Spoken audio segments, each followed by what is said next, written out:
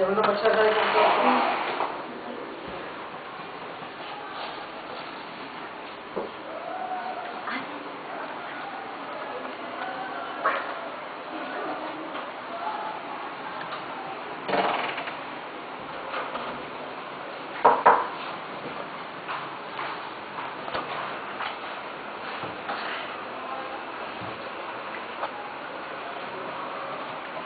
Good morning, Bobo. Kayo pala. Sige, maupo kayo. Pinatawag ko kayo dahil tatakbo ang aking anak bilang congressman. Alam nyo, bobo to, nagmana sa akin. At gusto ko siyang manalo. Understanding? Alam namin na bobo ang anak niyo, Gob. Pero bilang pagtanaw at paglagay niyo sa aking pwesto, kakausapin ko ang mga local officials para ikampanya ang anak niyo. Kailangan may palaganap ang bobo sa gobyerno.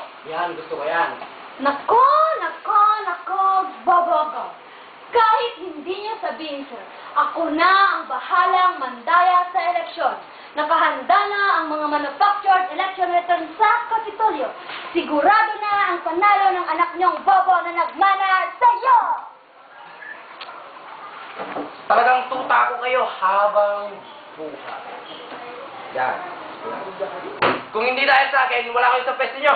Sige, umalis na kayo at ipalaganap ang lahi nating mga bobo. Magtrabaho na kayo. Ito, bonus. Ay, thank you, Gob. Thank you.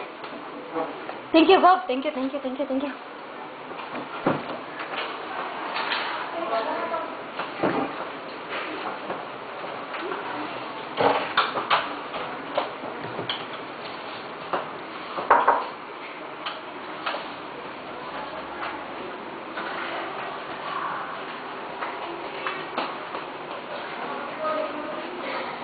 Good evening, Bobo.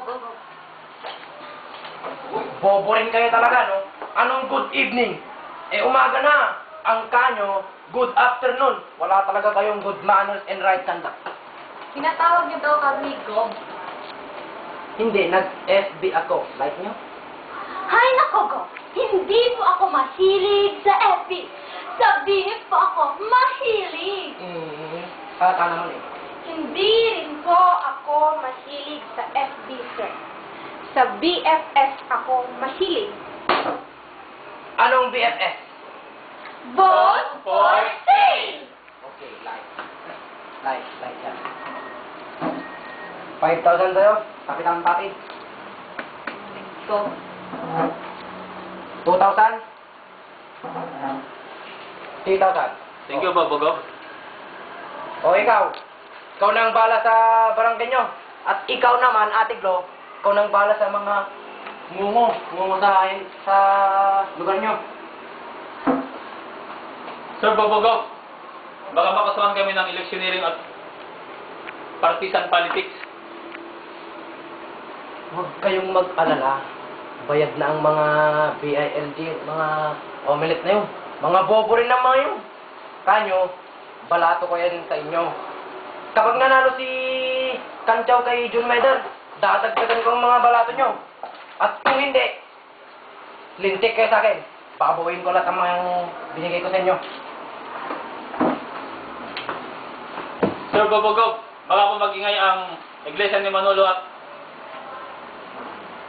Bobo Radio. Don't panic! Binayaran ko na ang mga yan. Hindi mag-iingay ang mga iglesia ni Manolo. Tinapalan ko na rin ng pera ang Bobo Radio. Yan ang vote for sale sa Ilocos Market. Dito nabibili ang kapangyarihan, dignidad at kalayaan. Mabuhay ang mga bobo! Click nyo, like nyo!